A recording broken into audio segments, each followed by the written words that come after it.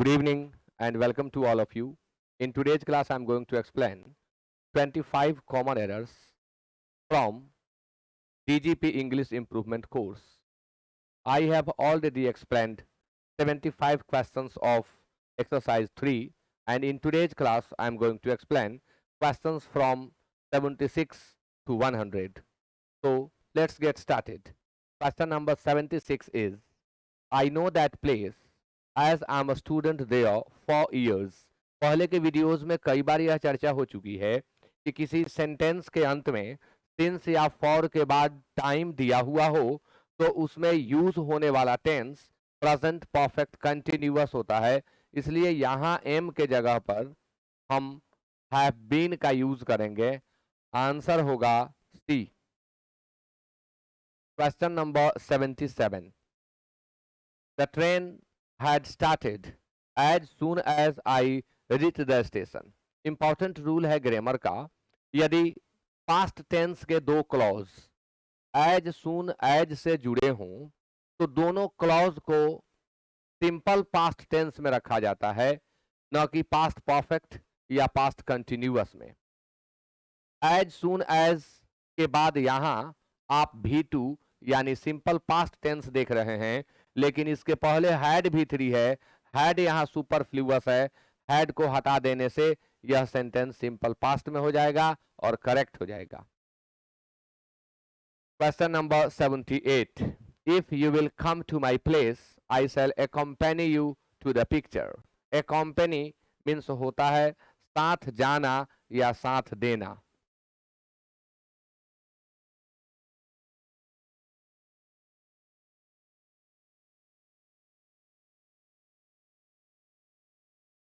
साथ जाना या साथ देना, और इसकी भी चर्चा कई बार हो चुकी है कि यदि सिंपल फ्यूचर टेंस के दो क्लॉज कंडीशनल कंजंक्शन जैसे if, unless, until, before, after, in case, as soon as long as, so long as etcetera से जुड़े हों तो जिस पार्ट में इन कंजंक्शंस का प्रयोग हुआ हो उसमें सिंपल प्रेजेंट टेंस का प्रयोग होता है। यहां आप देख रहे हैं इफ के बाद विल, कभी भी ऐसा दिखाई पड़े आप उस क्लॉज को ही काटें, उस पार्ट में ही एरर होता है। विल सुपरफ्लूअस है, हटा दें। चेक करने का एक और तरीका, दूसरे पार्ट में शैल या विल अवश्य होना चाहिए, यहां है इसलिए इस विल को हम हटा देंगे। आंसर ए होगा। Question number 79, he entered the train at Jaipur and got off at Jodhpur. Enter means होता है प्रवेश करना, एंटर का अर्थ होता है में प्रवेश करना, और यही कारण है कि एंटर के बाद हम इनटू का प्रयोग नहीं करते हैं। He entered the train eight Jaipur, वह ट्रेन में प्रवेश किया जयपुर में और ट्रेन छोड़ा जोधपुर में। तो यहाँ गॉट के साथ या तो हम OFF का प्रयोग करें या डाउन का प्रयोग करें। ट्रेन से या किसी भी वाहन से उतरने के लिए हम गेट डाउन का प्रयोग भी करते हैं, गेट ऑफ तो होता ही है। आंसर सी होगा। Question number 80, this is a custom which exists between the Hindus. This is a custom which exists between the Hindus. यहाँ ग्रामर के दो इंपॉर्टेंट रूल हैं, एक हिंदूज यानी कम्युनिटी को शो करने वाला शब्द, और कम्युनिटी को शो करने वाला शब्द सिंगुलर फॉर्म में हो तो ए लगाएं, प्लुरल फॉर्म में हो तो द का प्रयोग करें, जैसे ए हिंदू और the Hindus, A Muslim the Muslims, a Christian और द क्रिश्चियंस। तो इस तरह से एक इंपॉर्टेंट रूल। दूसरा, यदि एंटीसीडेंट के पहले ए या एन का प्रयोग हुआ हो तो रिलेटिव प्रोनाउन के रूप में व्हिच बेहतर होता है, जो कि यहां दिया हुआ है। अब आते हैं एरर पर। एरर है क्या? यहां द हिंदूज है यानी संख्या जो है वो अनगिनत है। बिटवीन का प्रयोग तो हम दो के लिए करते हैं, संख्या बहुत ज्यादा है इसलिए बिटवीन के जगह पर हमें एमोंग का यूज करना होगा। Answer C. Question number 81, he needs not worry, everything will be all right.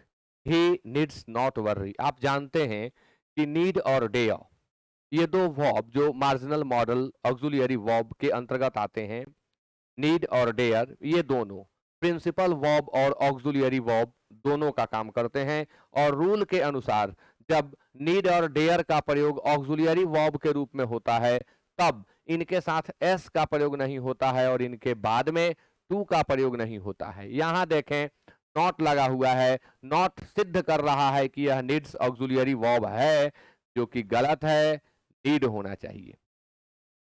He need not वर्री, उसे चिंता करने की जरूरत नहीं है। एवरीथिंग विल बी ऑलराइट, हर चीज बिल्कुल सही होगा। तो नीड और डेयर ऑक्सिलरी वर्ब के रूप में यूज हो तो आप एस का प्रयोग न करें और न ही आप टू का प्रयोग करें, यह आपको याद कर लेना होगा। अच्छा, कई बार लोग फंस जाते हैं कि नीड और डेयर कब ऑक्सिलरी बनता है। मैंने तो आपको रूल बता दिया, लेकिन जिनको पहचानने ही नहीं आए, जिनको अंतर ही करना ना आए कि नीड कब प्रिंसिपल होता है कब ऑक्सिलरी होता है, उन्हें अभी भी दिक्कत होगी। आइए उसे भी सॉल्व करते हैं। एक ट्रिक आपको बता रहा हूं। जब भी किसी सेंटेंस में नीड या डेयर के बाद में नॉट दिखाई पड़े तो आप श्योर हो जाएं वह नीड और डेयर ऑक्सिलरी वर्ब का ही काम कर रहा होगा। दूसरा ट्रिक, सेंटेंस में सब्जेक्ट के पहले यदि नीड या डेयर दिया हुआ हो, सब्जेक्ट के पहले यदि नीड या डेयर दिया हुआ हो और सेंटेंस इंट्रोगेटिव हो, उस स्थिति में भी नीड और डेयर ऑक्सिलरी वर्ब का काम करता है। और जब जब यह ऑक्सिलरी वर्ब का काम करता है तब तब ना तो हम एस का प्रयोग करते हैं और ना ही टू का प्रयोग करते हैं। ये दोनों आपको ध्यान में रखना होगा।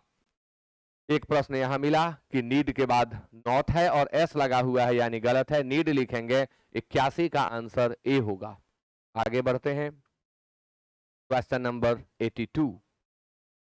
Many a battle were fought on the soil of India. Many a, many और a great many, ये तीन शब्द हैं। इनडेफिनिट न्यूमेरल एडजेक्टिव के अंतर्गत इन तीनों की चर्चा मिलती है। मेनी के बाद आने वाला नाउन और वर्ब हमेशा प्लुरल होता है। मेनी ए या एन के बाद आने वाला नाउन और वर्ब हमेशा सिंगुलर होता है। एक ग्रेट मेनी मेनी की अपेक्षा बहुत अधिक संख्या को व्यक्त करता है, अतः इसके बाद आने वाला नाउन और वर्ब दोनों प्लुरल होता है। अब इस क्वेश्चन को देखें। मेनी के बाद ए लगा हुआ है, नाउन सिंगुलर होना चाहिए है, वर्ब प्लुरल कैसे हो सकता है? तो यहां वर के जगह पर वॉज कर दें, आंसर बी होगा। अब बहुत बच्चे ये भी सोच सकते हैं कि क्यों ना हम मेनी बैटल्स ही कर दें, क्यों ना हम मेनी बैटल्स ही कर दें। आप ऐसा कभी ना करेंगे। आप मेनी ए बैटल देख रहे हैं, क्या इस पार्ट में कोई ग्रामेटिकल एरर है? जी नहीं। तो अगर इस पार्ट में कोई एरर नहीं है, यहां से आगे बढ़ने पर एरर निकलकर हमारे सामने आ रहा है तो हम उसको करेक्ट कर लेंगे, इसको नहीं।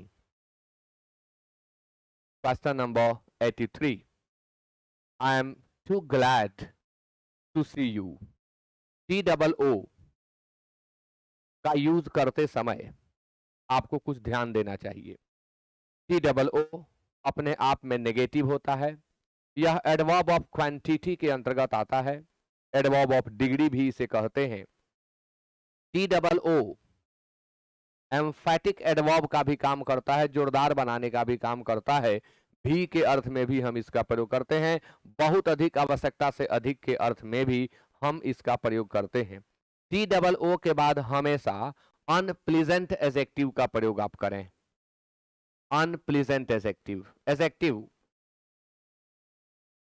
दो तरह के होते हैं, एक प्लीजेंट एडजेक्टिव और दूसरे अनप्लीजेंट एडजेक्टिव। प्लीजेंट एडजेक्टिव वे होते हैं जो हमें प्लीज करते हैं, अर्थात हमें खुश करते हैं, और अनप्लीजेंट एडजेक्टिव वे होते हैं जो हमें खुशी नहीं देते, हमें वो तकलीफ देते हैं, सुनकर हम अच्छा फील नहीं करते। T double O negative sense का वर्ड है, यह अनप्लीजेंट एडजेक्टिव के साथ आता है और इस स्थिति में उस अनप्लीजेंट एडजेक्टिव के बाद टू लगा रहता है, टी ओ। लेकिन आप कई बार देखेंगे कि प्लीजेंट एडजेक्टिव के पहले टू आपको मिल जाता है, अब ऐसी स्थिति में हमें कई चीजों का ध्यान रखना पड़ता है। यदि टी डबल ओ के बाद प्रेजेंट एडजेक्टिव आया है तो निश्चित तौर पर बाद में टू बी के साथ वर्ब थ्री होना चाहिए, और होगा ही होगा, टू बी के बाद वर्ब थ्री होगा। या तीसरी बात यह हो सकती है कि टी डबल ओ के बाद प्रेजेंट एडजेक्टिव आएगा तो यहां हमें नॉट प्लस टू का प्रयोग करना होगा, not plus two plus V1 का प्रयोग करना होगा। एक और बात हो सकती है कि टी डबल ओ के बाद प्लेजेंट एडजेक्टिव दिया गया होगा तो चर्चा जो इसमें की जाएगी आगे वह नेगेटिव सेंस की होगी। कुछ बातें ऐसी कही जाएंगी जो नेगेटिव सेंस की होंगी, तब भी यह टू सही हो जाएगा। लेकिन अगर ये तीनों में से कोई एप्लीकेबल नहीं हो पा रहा है और टी डबल ओ के बाद प्लेजेंट एडजेक्टिव आप देख रहे हैं तो आप काट दें उस टी डबल ओ को और उसके जगह वेरी का प्रयोग कर दें। जैसे I am too glad to see you, आपसे मिलकर मैं बहुत खुश हूं, तो यहाँ बहुत का अर्थ आ रहा है और हर जगह जहां भी प्रेजेंट एडजेक्टिव आएगा इन तीन को छोड़कर बहुत के अर्थ में टी डबल ओ का यूज कर दिया जाएगा, जो कि नहीं होना चाहिए। आंसर भी होगा I am very glad to see you या टू मीट यू। तो ये ध्यान रखें, ये हमेशा पूछे जाने वाले प्रश्न हैं। 83 का आंसर भी होगा। Question number 84।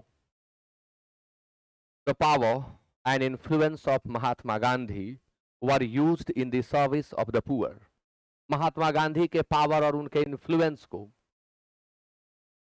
यूज किया गया गरीबों की सेवा में। Power and influence, age and experience, flow and steady, hammer and sickle, ebb and flow, rise and fall, law and order, rice and curry, soup and salad, whiskey and soda, all coming and going, screaming and shouting, tumult and shouting, hammer and sickle, and many more.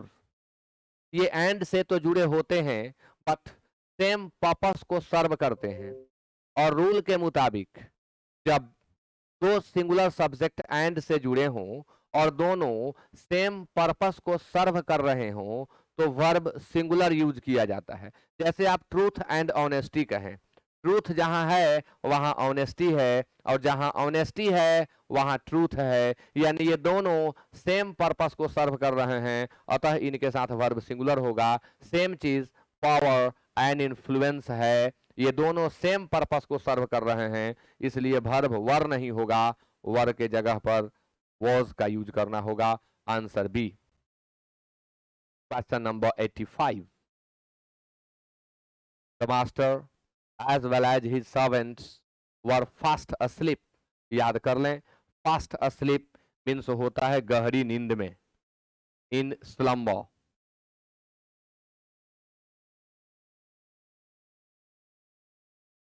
in slumber, in deep or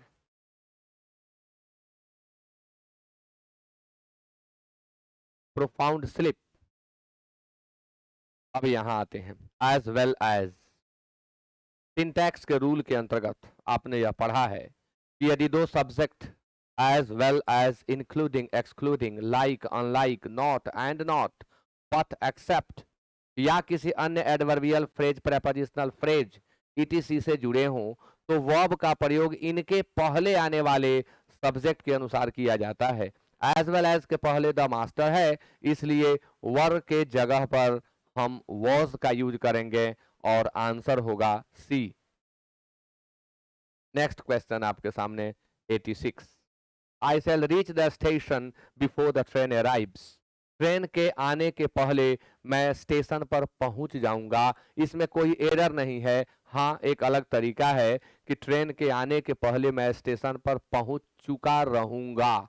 यदि चुका रहूंगा को व्यक्त करना हो तो हम लिखेंगे शैल हैव रिच्ड, और पहुंच चुकूंगा, पहुंच जाऊंगा, तो ऐसी स्थिति में शैल रीच भी एनफ है सेंटेंस के एक्सप्रेशन को हमारे सामने लाने के लिए। तो I shall reach the station before the train arrives correct है, जरूरत नहीं। लेकिन अगर कोई लिख दे आई शैल हैव रिच्ड तो यह थोड़ा ज्यादा सुंदर लगेगा, क्योंकि स्टेशन पर गाड़ी के आने से पहले मैं पहुंच चुकूंगा। I told him that I expect to leave for Delhi next morning. I told him that यदि सेंटेंस का मेन क्लॉज पास्ट में हो तो उससे जुड़ने वाले सभी क्लॉज पास्ट में ही होंगे. I told him that I expect की जगह I expected का यूज करना होगा और आंसर बी होगा. 88. He said to Rakesh that I could solve that sum. अब यहां I कहां से आ गया? उसने राकेश से कहा. ही भी थर्ड पर्सन है, राकेश भी थर्ड पर्सन है. इनडायरेक्ट स्पीच में इस सेंटेंस को लिखा गया है. ऐसी स्थिति में आई का कोई तुक नहीं बनता. आई गलत है, आप ही लिखें.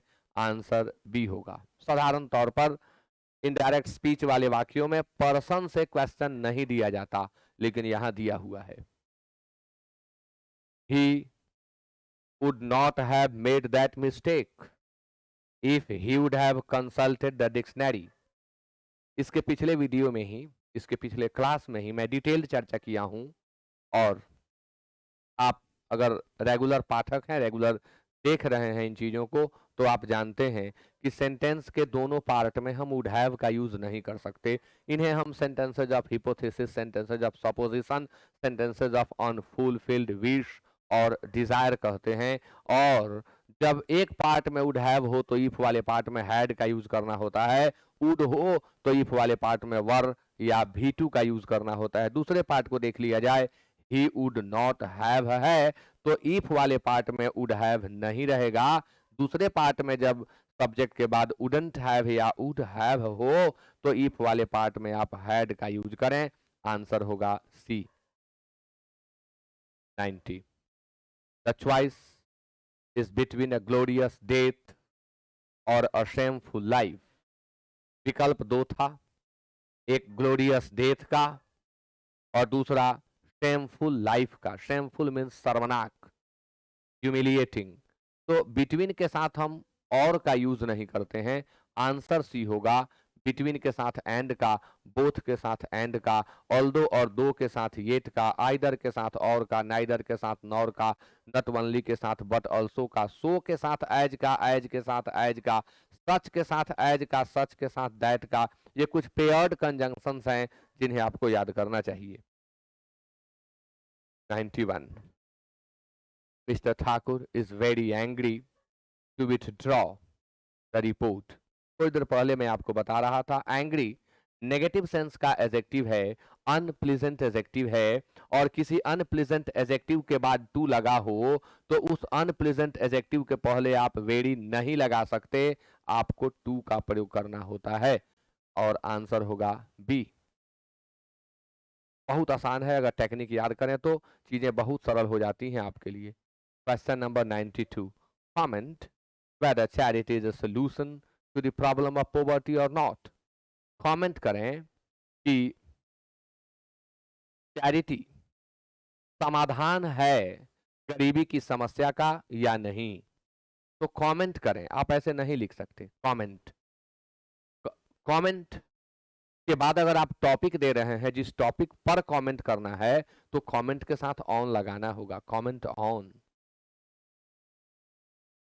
नहीं तो केवल कमेंट या कमेंट फास्ट, इतना बोलें. टॉपिक ना दें. टॉपिक देंगे तो आपको ऑन का यूज करना होगा. Answer A.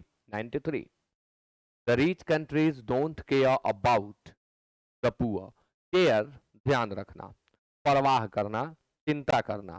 केयर के साथ अबाउट का यूज नहीं करते हैं. केयर फॉर होता है, चिंता करना, परवाह करना. केयर फॉर होता है, केयर ऑफ ध्यान रखना, और उस स्थिति में टेक ले लेता है, take care of.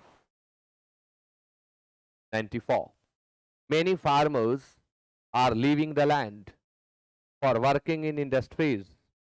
Many farmers are leaving the land for working in industries. कोई एरर नहीं है. बहुत से किसान लैंड छोड़ रहे हैं फैक्ट्रीज में, इंडस्ट्रीज में काम करने के लिए. फॉर एक प्रेपोजिशन है और प्रेपोजिशन के बाद हमेशा जेरंड का प्रयोग होता है, जो कि हुआ है, अतः कोई एरर नहीं. आंसर ई होगा. 95. He turned a deaf ear to the advices of his father. Noun and number के अंतर्गत आप पढ़े होंगे advice, information, luggage, baggage, scenery, machinery, stationery, furniture, imagery, crockery और बहुत से नाउन हैं जिनका प्रयोग हमेशा सिंगुलर फॉर्म में किया जाता है और इनके लिए वर्ब सिंगुलर यूज किया जाता है। तो he turned a deaf ear to the advices of his father, पिता के सलाह को उसने अनसुना किया। सलाह, एडवाइस मीन्स सलाह, एडवाइसेज मीन्स सूचनाएं। अंग्रेजी में ऐसे कुछ शब्द हैं, ऐसे कुछ नाउन हैं जिनका प्लुरल आपको नहीं बनाना है। यदि आप उन्हें प्लुरल फॉर्म में चेंज करेंगे तो अर्थ बदल जाएगा, जैसे इसका बदल रहा है। एडवाइस मीन्स सलाह, एडवाइसेज सूचनाएं, सलाहें नहीं। वाटर मीन्स पानी, वाटर्स मीन्स जल स्रोत। सैंड मीन्स बालू, सैंड्स मीन्स मरुस्थल। वुड मीन्स लकड़ी, वुड्स मीन्स जंगल। ऐसे बहुत सारे हैं, सामान्य तौर पर इनका प्लुरल नहीं बनाया जाता और वही यहां पर है। एडवाइस का आप यूज करें, सी होगा। 96 between you and I you are not to be trusted. Between एक प्रेपोजिशन है और प्रेपोजिशन के बाद हमेशा ऑब्जेक्टिव केस के प्रोनाउन का यूज किया जाता है। तो बिटवीन यू एंड आई गलत है, बिटवीन यू एंड मी होगा। आई का ऑब्जेक्टिव केस चाहिए जो कि मी होता है। 97 he has a cat whom he loves very much। प्रश्न रिलेटिव प्रोनाउन से है और यहां पर whom गलत है, whom के जगह पर which का यूज करना होगा। क्यों? whom क्यों गलत है? रिलेटिव प्रोनाउन के अंतर्गत who, whose, whom, which, what, as and that ये शब्द यूज किए जाते हैं। हु और whom का प्रयोग मनुष्यों के लिए होता है। which और that का प्रयोग एनिमल्स और थिंग्स के लिए होता है। what का प्रयोग प्रिंसिपल वर्ब के लिए करते हैं। यहाँ चर्चा किसकी हुई है? तो यहाँ चर्चा एक कैट की हुई है और एंटीसीडेंट के पहले ए लगा है, अतः which का ही यूज करें, that का नहीं। एंटीसीडेंट के पहले द लगा हो तो that बेहतर होता है। आंसर बी होगा, whom के जगह which। 98 be respectful to the older members of the family। Rain and Martin के बुक के एक्सप्लेनेशन, जब एडजेक्टिव के क्वेश्चन को मैं बता रहा था वहां डिटेल चर्चा इसकी किया हूं। आप प्लेलिस्ट में जाएं, रेन एंड मार्टिन की किताब का एक्सप्लेनेशन मैं कर रहा हूं, आप इस वीडियो को जरूर देख लें। कहाँ यूज करते हैं एल्डर, ओल्डर, एल्डेस्ट, ओल्डेस्ट का, फार्दर, फर्दर, फार्देस्ट, फर्देस्ट का, नियर, नियरर, नियरेस्ट और नेक्स्ट का, फोर, फॉर्मर, फर्स्ट और फोरमोस्ट का, लेट, लेटर, लैटर, लेटेस्ट और लास्ट का। जरूर देख लें वीडियो, ऐसे प्रश्न आप इजीली सॉल्व कर लेंगे। Be respectful to the older members of the family, बात परिवार की हो रही है और ओल्डर का प्रयोग परिवार के लोगों के लिए नहीं होता, परिवार के लोगों के लिए एल्डर का प्रयोग होता है। आंसर सी होगा। अलग अलग परिवार के लोगों, एनिमल्स और थिंग्स के लिए हम ओल्डर का यूज करते हैं। Question number 99 I can not invite Mohan to the place without you agree. Sentence अटपटा है। Without you agree, you agree को हम काट नहीं सकते क्योंकि यू एग्री तो ग्रामेटिकली करेक्ट है। विदाउट जो शब्द यहां यूज किया गया यह सूट नहीं कर रहा है। मैं मोहन को आमंत्रित नहीं कर सकता यदि आप सहमति न दें। जब तक आप सहमति न दें, ये दोनों हो सकता है। तो विदाउट शब्द गलत है, विदाउट यहां सूट नहीं कर रहा। यहां हम अनलेस या अनटिल का यूज करें, अनलेस या अनटिल का। आंसर सी होगा। And the last question of today's set the quit India call by Mahatma Gandhi in 1942 took the British Empire to its base। Base शब्द यहां गलत है। बेस मीन्स होता है तल, बेस मीन्स होता है वह सबसे निचला पार्ट जिसके ऊपर कुछ हो रहा है, कुछ बन रहा है या बना हुआ है। तो एम्पायर के बेस को हिला दिया। आप कहते हैं एम्पायर के नींव को, साम्राज्य के नींव को हिला दिया, और नींव का इंग्लिश बेस नहीं होता, फाउंडेशन होता है। यहां फाउंडेशन होगा, फाउंडेशन का भी बेस होता है, किसी बेस के ऊपर ही फाउंडेशन को इरेक्ट किया जाता है, बिल्ड किया जाता है। तो यहां पर बेस शब्द गलत है, फाउंडेशन होगा, आंसर डी। और इसी के साथ सेट 3 के सभी 100 क्वेश्चंस कंप्लीट हुए। सेट 2 का भी एरर है, अभी सेट 1 में भी एरर है, शायद 100 उनमें भी दिए गए हैं, एक में कम है। यदि आप लोग बहुत सपोर्ट किए, बहुत सारे कमेंट करके बताए, तो उन प्रश्नों को भी मैं एक्सप्लेन कर दूंगा। और आप लास्ट तक बने रहे इसके लिए बहुत बहुत धन्यवाद। मिलते हैं फिर अगले वीडियो में। शुभ रात्रि।